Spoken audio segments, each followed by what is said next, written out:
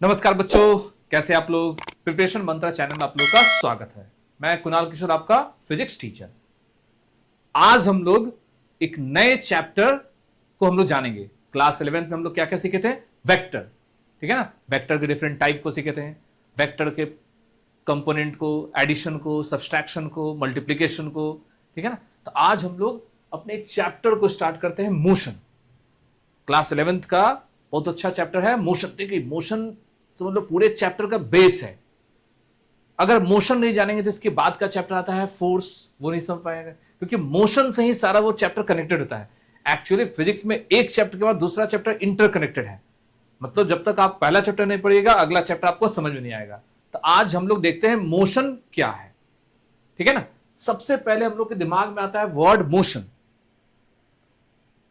Motion में हम लोग बहुत सारा पॉइंट इसमें सीखेंगे। मोशन इन स्ट्रेट लाइन, देखिए एनसीईआरटी में एक चैप्टर का नाम है मोशन इन स्ट्रेट लाइन। उसके बाद के चैप्टर का नाम है मोशन इन प्लेन, ठीक है ना। आप एससी बर्मा में चले जाएगा, उसी का चैप्टर है रेस्ट एंड मोशन। मतलब उसमें काइनेमेटिक्स का मतलब motion in straight line, motion in plane, सब दोनों एक ही चैप्टर में है। तो प्रैक्टिकली हम लोग मोशन को स्टार्ट करने के पहले एक फर्स्ट टॉपिक देखिए, यहां पर क्या लिखा हुआ है? Rest and motion. क्या टॉपिक है? Rest and motion. यहां पर दो पॉइंट है, फर्स्ट पॉइंट रेस्ट है और दूसरा पॉइंट क्या है? मोशन। क्योंकि मोशन को समझने के लिए हम लोग को क्या जानना पड़ेगा? रेस्ट। क्योंकि याद रखिएगा, हम लोग के आसपास जो भी ऑब्जेक्ट है वो या तो मोशन में है या तो रेस्ट में है। लेकिन कोई भी बॉडी हो सकता है, आपके लिए रेस्ट हो तो दूसरे के लिए मोशन में हो सकता है। इसलिए रेस्ट और मोशन जो होता है वो फ्रेम पर डिपेंड करता है, सराउंडिंग पर डिपेंड करता है, ठीक है ना। अगर एक ऑब्जेक्ट आपके लिए रेस्ट में है तो दूसरे के लिए क्या हो जाएगा? वो मोशन में आ जाएगा, ठीक है ना। तो यहां एक डिफिनेशन है, छोटा सा पॉइंट है रेस्ट के बारे में। A body is said to be rest if it does not change its position with respect to surrounding. इस वर्ड का मतलब समझिएगा, किसी भी बॉडी का पोजीशन नहीं बदलता हो। किसके रिस्पेक्ट में? सराउंडिंग के रिस्पेक्ट में। इसी को फ्रेम बोलते हैं। तब उस बॉडी के कंडीशन को क्या बोलेंगे? Rest condition. बात समझ में आई? जब किसी भी बॉडी का कंडीशन, जब किसी भी ऑब्जेक्ट का कंडीशन फ्रेम के रिस्पेक्ट में, सराउंडिंग के रिस्पेक्ट में अगर चेंज नहीं हो, तब उस कंडीशन को बोलते हैं रेस्ट। और अगर वो चेंज हो जाए तब उस कंडीशन को बोलेंगे motion. While a body is said to be in motion if its change its position with respect to surrounding. यहां सराउंडिंग का मतलब क्या है? एकदम सिंपल सा कॉन्सेप्ट याद रखिएगा। जब किसी बॉडी का पोजीशन सराउंडिंग के रिस्पेक्ट में अगर चेंज नहीं करता है तब उसको बोलते हैं रेस्ट, और सराउंडिंग के रिस्पेक्ट में अगर चेंज करेगा तब उसको क्या बोलेंगे? मोशन। तो यहां सराउंडिंग क्या है, फ्रेम क्या है, उसको सीखेंगे, ठीक है ना। चलिए हम देखिएगा, रेस्ट एंड मोशन में सराउंडिंग की कंडीशन को ऑब्जर्व करते हैं। जैसे आपके पास चलो एक लिफ्ट है, ठीक है ना। ये एक लिफ्ट है और ये लिफ्ट के अंदर यहां पर एक ऑब्जेक्ट रखा हुआ है, कोई भी मास का, एम मास का। ये क्या रखा हुआ है? ऑब्जेक्ट, एक लिफ्ट के अंदर। और यहां पर एक पर्सन खड़ा है P1 पोजीशन पर और एक पर्सन इसके बाहर खड़ा है P2 पोजीशन पर। और ये जो लिफ्ट है ना, लिफ्ट आपको ऊपर की जा रहा है। मान लो इसका एक्सेलरेशन है a, ये लिफ्ट जा रहा है ऊपर की तरफ। अगर P1 इस m को ऑब्जर्व करेगा, अगर P1 जो लिफ्ट के अंदर बैठा हुआ है, वो लिफ्ट के अंदर जो ऑब्जेक्ट है अगर उसको ऑब्जर्व कर रहा है तो उसके लिए ऑब्जेक्ट क्या हो गया? रेस्ट। लेकिन इसी ऑब्जेक्ट को अगर P2 ऑब्जर्व करेगा तो उसके लिए क्या हो गया? मोशन। मतलब आप सोचिए, एक ही ऑब्जेक्ट एक पर्सन के लिए रेस्ट हो गया और दूसरे के लिए मोशन हो गया। इसी को बोलते हैं सराउंडिंग। P1 जो उस ऑब्जेक्ट को ऑब्जर्व करा, उसी फ्रेम में बैठकर, उसी सराउंडिंग में उसको देख रहा है। P1 जो है उस M ऑब्जेक्ट को कैसे देख रहा है? उसी सिस्टम में बैठकर, उसी सराउंडिंग में बैठकर देख रहा है। इसलिए यहां पर P1 के लिए वो ऑब्जेक्ट क्या हो गया? रेस्ट हो गया। P2 के लिए मोशन है। फॉर एग्जाम्पल, दो आदमी ट्रेन में बैठा हुआ है, ट्रेन कितना भी स्पीड से जाए, दोनों पर्सन के लिए वो ट्रेन में बैठा हुआ आदमी क्या होगा? एक दूसरे के लिए रेस्ट होगा। लेकिन अगर प्लेटफॉर्म पर खड़ा आदमी, उसके लिए क्या होगा? मोशन में होगा। एकदम सिंपल सा कॉन्सेप्ट है। इसी को क्या बोलते हैं? सराउंडिंग। जैसे अर्थ, अर्थ तो रोटेट कर रहा है, लेकिन हम लोग को अर्थ तो देखते हो, चाहे बोर्ड हो, चाहे दीवार हो, कुछ भी हो, ये हम लोग को रोटेट करता हुआ नहीं दिखता है। क्यों? हम जिस अर्थ पर है, ये सिस्टम भी उसी अर्थ पर है, तो पूरा सिस्टम रोटेट कर रहा है। इसलिए हम लोग किस, जैसे ये दोनों पोजीशन P1 मतलब जो आदमी खड़ा है और मास, वो दोनों एक साथ जा रहा है, तो दोनों एक दूसरे के लिए क्या हो गया? रेस्ट हो गया। इसी को बोलते हैं सराउंडिंग। तो सिंपल से याद रखिएगा, रेस्ट क्या होता है? जब किसी ऑब्जेक्ट का पोजीशन फ्रेम के रिस्पेक्ट में चेंज नहीं करता है तो उसको क्या बोलते हैं? रेस्ट। और अगर चेंज करे तो उसको क्या बोलेंगे हम लोग? मोशन। ठीक है, एकदम सिंपल सा एग्जांपल, रेस्ट का एग्जांपल लिख सकते हैं। Book lying on the table, मतलब एक बुक को, पेन को अगर यहां रख दें ये रेस्ट हो गया, अगर इस पेन को ऐसे मूव करें तो ये मोशन हो गया, ठीक है ना। तो मोशन मतलब डिपेंड करता है फ्रेम पर, एक ही ऑब्जेक्ट रेस्ट में हो सकता है और एक ही ऑब्जेक्ट मोशन में हो सकता है, ठीक है ना। मोशन हम लोग को बहुत तरह का पढ़ना है, ठीक है। ऐसे जनरली मोशन 3 तरह का होता है, याद रखिएगा। First, motion in straight line. Second, motion in circular path, जिसको सर्कुलर मोशन बोलते हैं, कर्विलिनियर मोशन बोलते हैं। और तीसरा होता है पेंडुलम का मोशन, जिसको ओसिलेशन बोलते हैं। और इस तीनों मोशन को हम लोग इंडिविजुअल चैप्टर को देखेंगे। आज हम लोग देखेंगे मोशन इन स्ट्रेट लाइन। हम लोग किस चैप्टर को देखेंगे? Motion in straight line.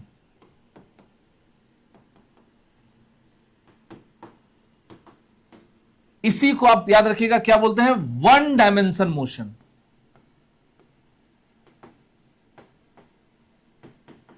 One dimension motion, ठीक है ना। या इसी को आप रेक्टिलिनियर मोशन बोल सकते हैं, स्ट्रेट लाइन मोशन बोलते हैं, लीनियर मोशन बोल सकते हैं, सब एक ही पार्ट है। हम लोग जो चैप्टर को स्टार्ट करने वाले हैं उस चैप्टर का नाम क्या है? मोशन इन स्ट्रेट लाइन, जो एनसीईआरटी के चैप्टर का नाम है। और इसी को आप क्या बोल सकते हैं? Motion in straight line, motion in one dimension. देखिए, मोशन 1 डायमेंशन होता है, मोशन 2 डायमेंशन होता है, मोशन 3D भी होता है। वेक्टर में हम तीनों से कहते हैं, ठीक है ना। इसलिए हम लोग याद रखिएगा मोशन में वेक्टर का बहुत सारा कॉन्सेप्ट है। तो आज हम लोग क्या देखेंगे? Motion in straight line. Simply याद रखिएगा, any object move in a straight line path is called motion in straight line. कोई भी ऑब्जेक्ट अगर सीधा चलता है, 1 डायमेंशन में चलेगा, तो उसको मोशन इन स्ट्रेट लाइन बोलेंगे। जैसे इस पेन को यहां से ड्रॉप करेंगे तो क्या होगा? ये सीधा चल रहा है ना, इसको मोशन इन 1 डायमेंशन बोलेंगे। अगर इस पेन को ऐसे फेंक दिए, इसको क्या बोलेंगे? मोशन इन 1 डायमेंशन बोलेंगे। अगर इस यहां से एक ऑब्जेक्ट को ऐसे फेंकेंगे प्रोजेक्टाइल के फॉर्म में, तो ये मोशन इन क्या है? 2 डायमेंशन। देखो क्यों 2D क्या है? क्योंकि ऑब्जेक्ट ऊपर भी जा रहा है और आगे भी जा रहा है ना। इसको बोलते हैं motion in 2 dimension. Motion in 3D भी सीखेंगे। तो हम लोग को आज सीखना है क्या? Motion in 1 dimension, that is straight line motion. तो इस चैप्टर में सबसे फर्स्ट टॉपिक होता है distance and displacement. Distance and displacement, एकदम ध्यान से देखिएगा। डिस्टेंस एंड डिस्प्लेसमेंट क्या होता है? सबसे छोटा पॉइंट है, बहुत आसान है, एकदम सिंपल सा कॉन्सेप्ट है। अगर एक सीखिएगा दूसरा सीख जाइएगा। डिस्टेंस और डिस्प्लेसमेंट क्या होता है? Motion in straight line. देखो हम लोग आज सीख रहे हैं मोशन इन स्ट्रेट लाइन का टॉपिक। जिस मोशन में ऑब्जेक्ट सीधा चले, एक ही एक्सिस पर चले, या तो एक्स में चल रहा है, या तो वाई में चलेगा, या तो जेड में, एक ही एक्सिस में, एक बार में एक ही एक्सिस, तब उस मोशन को क्या बोलेंगे? मोशन इन स्ट्रेट लाइन, ठीक है ना। तो इस चैप्टर का सबसे फर्स्ट टॉपिक है डिस्टेंस एंड डिस्प्लेसमेंट। दोनों सेम ही है, बस थोड़ा सा डिफरेंस है। यहीं पर आपको देखिएगा स्केलर वेक्टर का कॉन्सेप्ट आएगा। सिंपल सा पूछेगा, व्हाट इज डिस्टेंस? डिस्टेंस का मतलब होता है जो भी रास्ता आप कवर करते हैं वो सारा रास्ता डिस्टेंस है। A total path covered by an object in a given time is called distance. जो भी पाथ आप कवर करते हैं उसको क्या बोलते हैं? डिस्टेंस। और डिस्प्लेसमेंट क्या होगा? उसमें ही पाथ कवर होगा लेकिन उसका शॉर्टेस्ट पाथ है। डिस्टेंस का मतलब total path covered by an object. जैसे हम लोग अगर मान लो यहां से स्ट्रेट चलें, ये भी डिस्टेंस है, घूम के चलेंगे ये भी डिस्टेंस है। लेकिन अगर डिस्प्लेसमेंट बोला जाए तो डिस्प्लेसमेंट का मतलब क्या हो गया? Shortest path. सिंपल सा कॉन्सेप्ट है, total path covered by an object is called distance and the shortest path is called displacement. Shortest path between initial point and final point is called displacement. Distance का कोई direction नहीं होता है। देखो difference कैसे याद रखेंगे? एक तरफ अगर डिस्टेंस लिखो, दूसरे तरफ डिस्प्लेसमेंट। डिस्टेंस में क्या लिखेगा? Shortest path covered by an object is called displacement और total path is called distance. Distance क्या हो गया? Total path. डिस्प्लेसमेंट क्या हो गया? शॉर्टेस्ट पाथ, ठीक है ना। डिस्टेंस कैसा क्वांटिटी है? स्केलर। और डिस्प्लेसमेंट कैसा क्वांटिटी है? वेक्टर, ठीक है ना। तो अगर यहां हम लोग 2 कॉलम बनाए डिस्टेंस और डिस्प्लेसमेंट को लेकर, तो देखो क्या हो जाएगा? अगर डिस्टेंस और डिस्प्लेसमेंट को लेकर अगर हम लोग 2 कॉलम बनाते हैं, ठीक है ना, तो इसमें सबसे फर्स्ट पॉइंट क्या होगा? टोटल पाथ, एक लाइन में। डिस्टेंस का मतलब क्या हो गया? Total path. और डिस्प्लेसमेंट का मतलब क्या होता है? Shortest path. एकदम एक लाइन में याद रखिएगा। Distance is the total path covered by an object, displacement is the shortest path between initial point and final point, ठीक है ना। डिस्टेंस कैसा क्वांटिटी है? स्केलर। और डिस्प्लेसमेंट कैसा क्वांटिटी है? वेक्टर। फिर से distance is scalar, displacement is vector, एकदम सिंपल सा है। तो मतलब वेक्टर का मतलब इसमें कोई ना कोई डायरेक्शन होना चाहिए, इसलिए यहां वर्ड लिखा हुआ है इनिशियल टू फाइनल पॉइंट। अगर पूछेगा what is the direction of displacement from initial to final, जहां से स्टार्ट करते हो जहां एंड पहुंचता है, ठीक है ना। थर्ड पॉइंट इसमें हम लोग क्या देखेंगे, दोनों का डिनोशन, देखो डिनोशन दोनों का सेम होता है, डिस्टेंस का डिनोशन भी सेम होगा और डिस्प्लेसमेंट का डिनोशन भी सेम होगा, बस अंतर क्या कीजिएगा, इसके ऊपर लगा दीजिए एरो साइन। क्यों एरो साइन लगाते हैं, क्योंकि वेक्टर क्वांटिटी है, डिस्प्लेसमेंट कैसा क्वांटिटी है, वेक्टर क्वांटिटी। देखो ये तीन डिफरेंस हो गया ना, distance total path, displacement shortest path, distance scalar, displacement vector. Distance denote किससे करेंगे, एस से, डिस्प्लेसमेंट डिनोट किससे करेंगे, एस से ही, लेकिन एरो के अलावा, मतलब उस पर एरो लगा देंगे।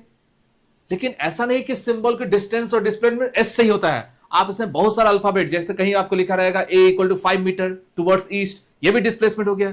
सिंपल से याद रखिएगा, डिस्टेंस को अगर हम लोग डायरेक्शन दे दें तब हो जाता है displacement. Distance with particular direction is called displacement.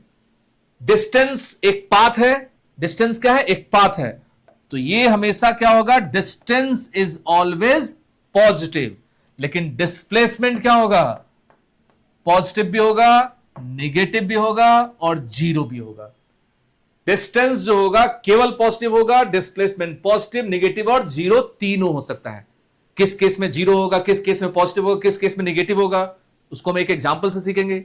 Simple सा कॉन्सेप्ट है, डिस्टेंस और डिस्प्लेसमेंट में distance is the total path, displacement is the shortest path. Clear है, ठीक है ना। सेकंड पॉइंट क्या है, distance is a scalar quantity, displacement is vector quantity, ठीक है ना। थर्ड पॉइंट क्या हो गया, दोनों को एस से इंडिकेट करेंगे, लेकिन इसमें एरो लगा देंगे क्योंकि वेक्टर है। डिस्टेंस टाइम के साथ हमेशा बढ़ेगा और ये पॉजिटिव, नेगेटिव, जीरो सब होगा। जैसे डिस्टेंस को मेजर करने का सबसे आसान तरीका क्या है, अगर मेरे घर में गैरेज में एक गाड़ी है, बाइक है, बाइक का रीडिंग नोट कर लेंगे और वहां से बाइक को ले गए और फिर घूम फिर कर बाइक को वापस भी ला दो, तो जो भी रीडिंग चेंज हुआ वही डिस्टेंस हो गया। डिस्टेंस का मतलब जो रास्ता आप कवर करते हो उस सारे रास्ते को डिस्टेंस बोलेंगे। Distance is the shortest path between initial point and final point. Distance क्या है, सॉरी डिस्टेंस क्या हो गया, टोटल पाथ, और डिस्प्लेसमेंट क्या हो गया, शॉर्टेस्ट पाथ, ठीक है ना। एकदम क्लियर है, डिस्टेंस आप जो भी रास्ता कवर करते हैं उस सारा रास्ता क्या हो गया, डिस्टेंस, और उसमें एक पर्टिकुलर डायरेक्शन दे देंगे तो उसको क्या बोलेंगे हम लोग, डिस्प्लेसमेंट। आइए चलिए इसको हम एक एग्जांपल से समझते हैं। आई होप आप लोग एकदम क्लियर समझ में आ रहा होगा। देखो डिस्टेंस और डिस्प्लेसमेंट क्लास 9th में ही था, ठीक है ना, लेकिन यहां पर हम लोग छोटा सा उस पॉइंट को बस रिकैप कर रहे हैं, क्योंकि जब तक हमको बेसिक नहीं पता रहेगा फिर वो न्यूमेरिकल बनाने में प्रॉब्लम होगा, ठीक है ना। क्वेश्चन बनाने के लिए क्या जरूरी है, उसका बेसिक कॉन्सेप्ट क्लियर होना। चलो एक एग्जांपल से हम लोग देखते हैं डिस्टेंस और डिस्प्लेसमेंट को, ठीक है ना। एक पॉइंट है O, सबसे पहले डिस्प्लेसमेंट, डिस्टेंस अगर आपको उसको क्लियर समझना है तो आप हमेशा याद रखिएगा, डायरेक्शन को कभी नहीं भूलिएगा, ठीक है ना। बताए थे ना आप लोग को, ईस्ट, वेस्ट, नॉर्थ, साउथ, ये डायरेक्शन हमेशा याद रखिएगा। मान लो एक पॉइंट है O, इस O पॉइंट से एक ऑब्जेक्ट मूव कर रहा है जो कि A पॉइंट तक पहुंचा। ये किधर जा रहा है, इस पॉइंट को क्या बोलेंगे, ईस्ट की तरफ। डायरेक्शन किधर है, ईस्ट की तरफ। अब इसी पॉइंट से वो ऑब्जेक्ट जो है वो कहां चला गया, नॉर्थ की तरफ। इस पॉइंट को हम क्या बोलते हैं, B, और ये कहां पहुंचा, नॉर्थ की तरफ, ठीक है ना, ईस्ट और नॉर्थ। मान लो O से लेकर A तक ये वैल्यू है 4 मीटर और A से B क्या है, मान लो ये 3 मीटर है, ठीक है ना। तो अगर आपको बोला जाए कि चलिए आपको स्टार्टिंग पॉइंट तो O है, एंडिंग पॉइंट B है, इसमें पूछेगा सबसे पहले क्या है, डिस्टेंस कितना है। तो अभी आप लोगों को बताए थे डिस्टेंस क्या समझना है, डिस्टेंस का मतलब जो भी रास्ता आप कवर करते हैं, जो भी रास्ता आप कवर कर रहे हो सारा रास्ता क्या हो गया, डिस्टेंस के कैटेगरी में आ गया। मतलब 4 metre plus 3 that is 7 metre. Distance यहां पर कितना हो गया, 7 मीटर। इसके साथ कोई डायरेक्शन नहीं लिखना है, 4 मीटर चले, 3 मीटर चले, टोटल 7 मीटर। अब आपको बताना है डिस्प्लेसमेंट, फिगर में डिस्प्लेसमेंट कैसे निकलता है मेरे बच्चों। देखो ध्यान से, जहां से स्टार्ट करना है उस पॉइंट पर पहुंचो और जहां पहुंच रहे हैं उस पॉइंट को एक लाइन से ड्रॉ कर दो, जोड़ दो, इसी को बोलेंगे डिस्प्लेसमेंट। मतलब O से B तक पहुंचने का जो सबसे छोटा रास्ता है, इसी रास्ते को क्या बोलेंगे हम लोग, डिस्प्लेसमेंट। देखो यहां पहुंचने का कैसा भी रास्ता ले सकते हैं, हो सकता है 4 मीटर का, 10 मीटर का, 50 मीटर का, तब भी आ जाए, ठीक है ना, कुछ भी हो सकता है। लेकिन जो सबसे छोटा रास्ता क्या है, O से लेकर B तक, इसी रास्ते को क्या बोलेंगे, डिस्प्लेसमेंट। तो हम लोग को सेकंड पॉइंट अगर इसमें पूछेगा डिस्प्लेसमेंट कितना है, ठीक है ना, डिस्प्लेसमेंट कितना है, तो डिस्प्लेसमेंट के लिए क्या फाइंड करना पड़ेगा, ओबी। और आप ध्यान से देखिए ये ओबी क्या है, एक सिंपल सा मैथमेटिकल कॉन्सेप्ट है, पाइथागोरस थ्योरम, जो कि बेसिक क्लास में 9th-10th में सीखना था, क्योंकि एक राइट एंगल ट्रायंगल है। तो पाइथागोरस थ्योरम में याद रखिएगा जो सबसे लॉन्गेस्ट साइड होता है उसको क्या बोलते हैं, हाइपोटेनस। और वो कैसे निकलता है, बेस का स्क्वायर दैट इज ओ ए का स्क्वायर प्लस परपेंडिकुलर का स्क्वायर ए बी का स्क्वायर, और दोनों के स्क्वायर को क्या कर दीजिए, जोड़ दीजिए।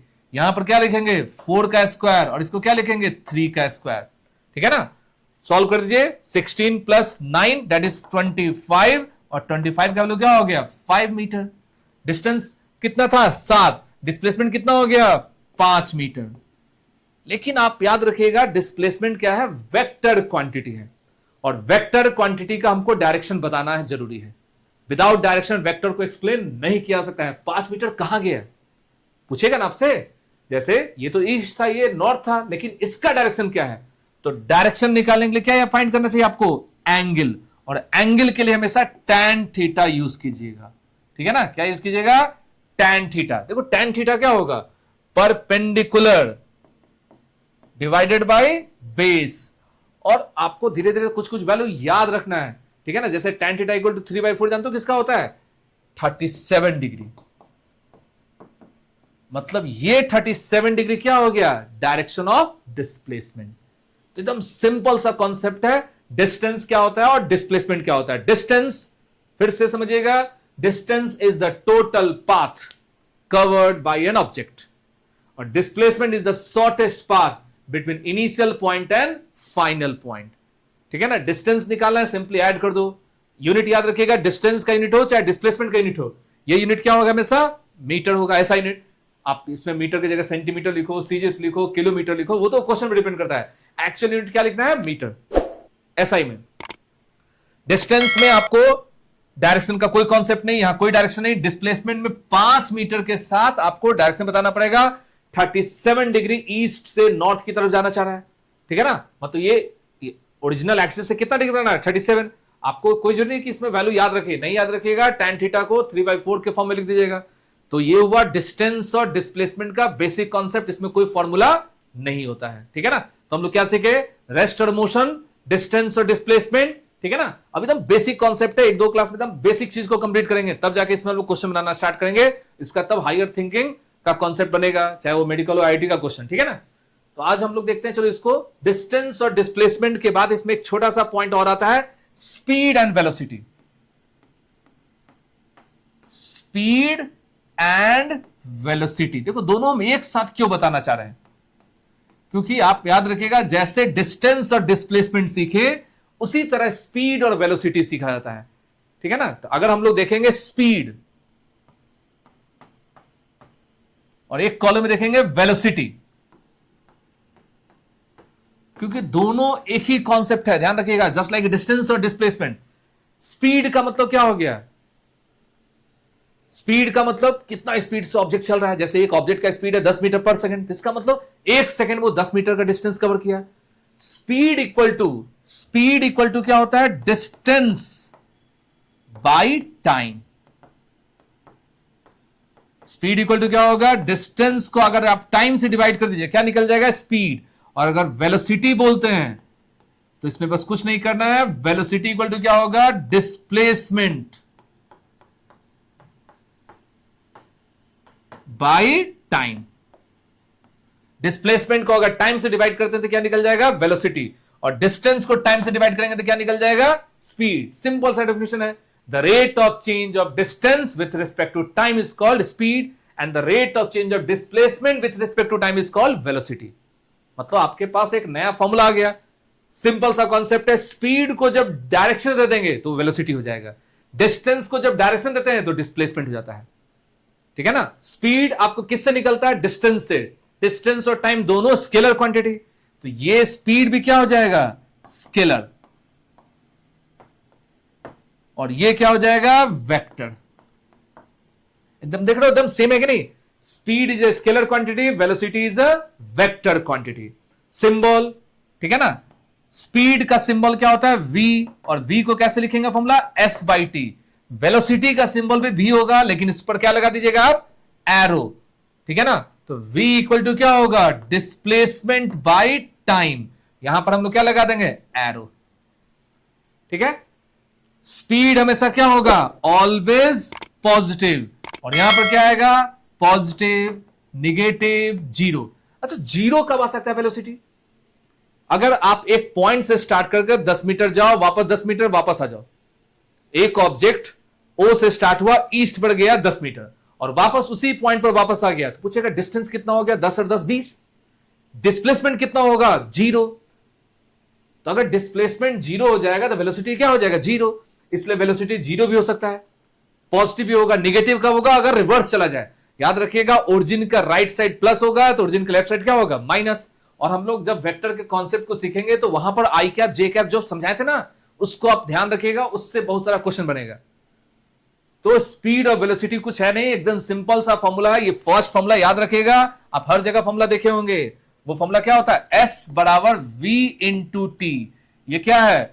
डिस्टेंस, वेलोसिटी और टाइम। मतलब S को आप डिस्टेंस बोलोगे तो v स्पीड हो गया, डिस्प्लेसमेंट बोलोगे तो ये वेलोसिटी हो जाएगा। मतलब न्यूमेरिकल में आपको क्या लिखा उसको याद रखना। और सिंपल सा कॉन्सेप्ट है, डायरेक्शन दे दिया तो वेलोसिटी, डायरेक्शन नहीं है तो वो स्पीड, ठीक है ना। और मैक्सिमम न्यूमेरिकल में आपको डिस्प्लेसमेंट का कॉन्सेप्ट होगा, वेलोसिटी का कॉन्सेप्ट होगा।